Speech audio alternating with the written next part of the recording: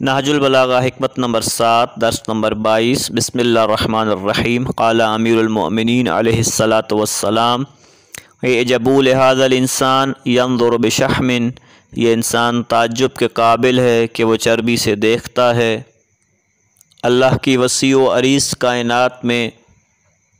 طرح طرح کی مخلوقات اور طرح طرح کا رنگ رکھنے والی مختلف چیزیں جو دعوت دے رہی ہیں انسان کو کہ آؤ انسان مشاہدہ کرو اللہ کی قدرت اور طاقت اور اللہ کے علم کو دیکھو کہ کس پیارے اور خوبصورت اور حیرت انگیز انداز میں اللہ نے اس کائنات کو خلق کیا، اس کائنات کی چیزوں کو خلق کیا ہے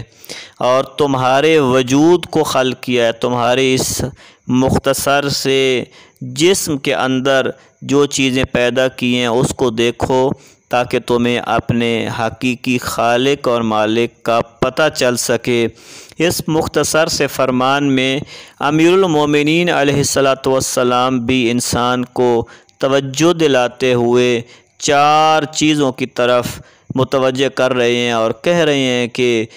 دیکھو اس کی طرف، دیکھو ان 4 چیزوں کی طرف، اس کی تخلیق کی طرف، اس کے انداز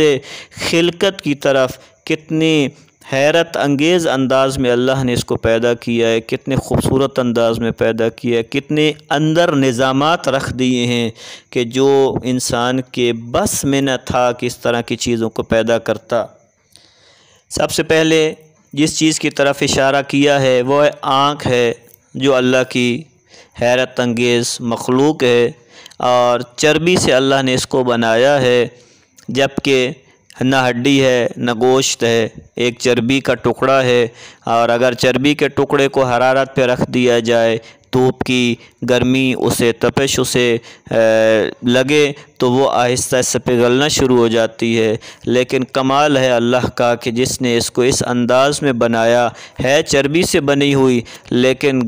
دھوپ ہو یا گرمی ہو، حرارت ہو، یہ نہیں پگھلتی اور اپنا کام برابر میں کرتی رہتی ہے۔ اور اللہ نے اس کو اس انداز میں پیدا کیا ہے کہ یہ چیزوں کے رنگوں اور فاصلے کا تعین کر لیتی ہے۔ اسی طرح لمحوں میں کتنی ایسی چیزیں ہیں جو کائنات میں بکھری ہوئی اور ان کی تصویریں بناتی ہے اور دماغ تک ان تصویروں کو روانہ کرتی ہے اور ان کی معلومات اس کے ذریعے سے انسان کو پہنچتی رہتی ہیں۔ اس کی اندرونی ساخت ہو یا بیرونی سسٹم، ہر ایک انسان تعجب کی نگاہ سے دیکھے اور دیکھنے کے قابل ہے۔ اگر اس کا ظاہری حفاظتی نظام ہی ہم دیکھ لیں تو اللہ نے اس کے اندر ایک اشکی خدود پیدا کی ہیں کہ جو آنسوؤں کو پیدا کرنے کا ذریعہ بن جاتی ہیں، اور یہ آنسو جو ہیں یہ انسان کی آنکھ کی صفائی کا ایک بہترین ذریعہ ہیں۔ کتنا اچھا ہے انسان کہ تو اللہ کے حضور گریہ ازاری کر اور زیادہ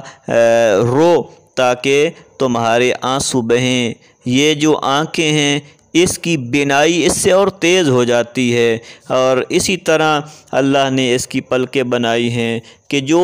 اس تیز رفتاری کے ساتھ آنکھ کے سامنے آتی ہیں، انسان دنگ رہ جاتا ہے، حیران رہ جاتا ہے کہ باہر سے آنے والی کوئی بھی چیز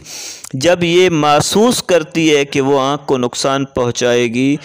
چاہے دھول ہو چاہے کوئی اور چیز ہو، تو یہ فوراً آگے اس چھوٹے سے ڈھیلے کے آگے آتی ہے تاکہ یہ محفوظ رہ جائے اور وہ چیز اسے نقصان نہ پہنچائے۔ اسی طرح اللہ نے بوئیں بنائی ہیں، یہ اس کا ظاہری سسٹم ہے جو اس کے اندر پانی اور اس طرح کی چیزوں کو جانے سے روکتا ہے، پسینہ آتا ہے، لیکن بوؤں کے ذریعے سے اس کا رخ بدل جاتا ہے، اس کی نکاسی کا راستہ بدل جاتا ہے اور آنکھ کے اندر نہیں آتا۔ اندرونی سسٹم دیکھیں تو آنکھ کا ایک جوف ہے، بصری اعصاب ہیں، پردہ چشم ہے، سفیدہ چشم ہے، عدسہ ہے، پتلی ہے، اس طرح کی اور ڈھیروں چیزیں ایسی ہیں کہ جو انسان کی چھوٹی سی آنکھ کے اندر موجود ہیں۔ یہ آنکھ ایسی ہے کہ جو روشنی کو خود کنٹرول کر لیتی ہے۔ اس کی بنائی ہوئی تصویروں میں روشنی ہو یا سایہ، اسی انداز میں یہ اپنی تصویریں لیتی ہے اور انسان کو معلومات فراہم کرتی ہے۔ اس کے ساتھ ساتھ دیکھیں اگر تو آنکھیں اللہ نے دو دی ہیں لیکن زاویہ ان دونوں کا ایک ہے، تصویر ایک اندر جاتی ہے، دو علیحدہ علیحدہ تصویریں بن کے نہیں جاتی۔ ایک ایسا کیمرہ ہے کہ جو اتنا بڑا ہے کہ جو عام دنیا میں انسانوں کے بنائے ہوئے کیمروں کے جو انرجی لیتا ہے، بیٹریاں استعمال ہوتی ہیں، سب کچھ ہوتا ہے، اس کو سیٹ کرنے کے لیے بھی انسان کی ضرورت ہے اور دھوپ سائے کے لیے بھی ضرورت اس کو پڑتی ہے کہ سیٹ کیا جائے۔ لیکن اللہ کا یہ خودکار سسٹم یعنی آنکھ کا یہ خودکار سسٹم جو اللہ نے بنایا ہے، اس کے اندر دھوپ ہو، سایہ ہو، روشنی ہو، اندھیرا ہو، خودکار سسٹم ہے اس کا کہ جب روشنی پڑتی ہے تو یہ آہستہ آہستہ جو ہے نا وہ سکڑنے لگ جاتی ہے، اور جب سایہ ہوتا ہے، اندھیرا ہوتا ہے تو یہ پھیل جاتی ہے، اور آہستہ آہستہ دیکھتے ہیں آپ کے اندھیرے میں شروع میں بہت زیادہ اندھیرا محسوس ہوتا ہے، کچھ نظر نہیں آتا، لیکن آنکھ پھر اپنے آپ کو اس ماحول کے مطابق ڈھالتی ہے تو پھر آہستہ ایسا چیزیں نظر آنا شروع ہو جاتی ہیں۔ اس کا ایک اپنا غذا کا اپنا ایک سسٹم ہے، خون کی روانی ہے، نالیاں چھوٹی چھوٹی اللہ نے اس کے اندر بنائی ہیں، عام بندہ اور کیا کون بنا سکتا ہے ان کو کہ چھوٹی چھوٹی نالیوں میں خون رواں ہے، لیکن پھر بھی وہ خون نہ آنکھوں کے سامنے آتا ہے، نہ اس کی بینائی ڈسٹرب ہوتی ہے اور نہ ہی اور کوئی مشکل پیش آتی ہے۔ اللہ نے بھی توجہ دلائی اس طرف کہ الم نجعل لہ عینین، اے انسان ہم نے کیا کیا ہے تمہارے لیے، اس انسان کے لیے کیا ہم نے دو آنکھیں نہیں بنائی؟ یہ سوالیہ انداز ہے قرآن کا، ایک تعجب والا انداز ہے، انسان سے پوچھا جا رہا ہے، اس کا مطلب ہے آنکھوں کی حیثیت ہے، اہمیت ہے۔ آنکھیں وہ ہیں کہ جس کے ذریعے انسان علم حاصل کرتا ہے، ایک بڑا اور یقین آور جو علم کا ذریعہ ہے وہ آنکھ ہے۔ آنکھ اور کان دو ایسے ذرائع ہیں کہ جس کی وضاحت انشاءاللہ بعد میں آ رہی ہے اسی فرمان کے اندر، کہ دو ایسی چیزیں ہیں کہ جس کے ذریعے انسان زیادہ سیکھتا ہے، علم حاصل کرتا ہے، اور بچہ دیکھ کے چیزیں زیادہ یاد کرتا ہے۔ اور آپ کو معلوم ہے کہ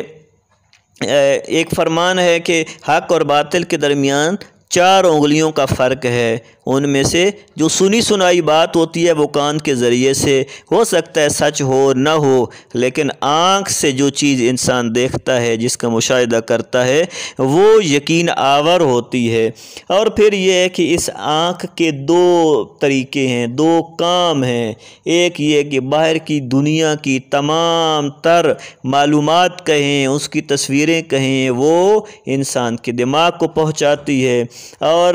دل کی ترجمان ہے کہ انسان کے دل کے اندر چھپے ہوئے رازوں کو، اس کے اندر پائی جانے والی محبت اور نفرت کو اس کے ذریعے، آنکھوں کے ذریعے ظاہر ہو جاتی ہیں یہ چیزیں، اور یہ اگلے انسان کو، دیکھنے والے انسان کو پتہ چلتا ہے اب اس آنکھ میں محبت کا جذبہ ہے یا نفرت کا، اور آنکھ انسان کے دلوں کے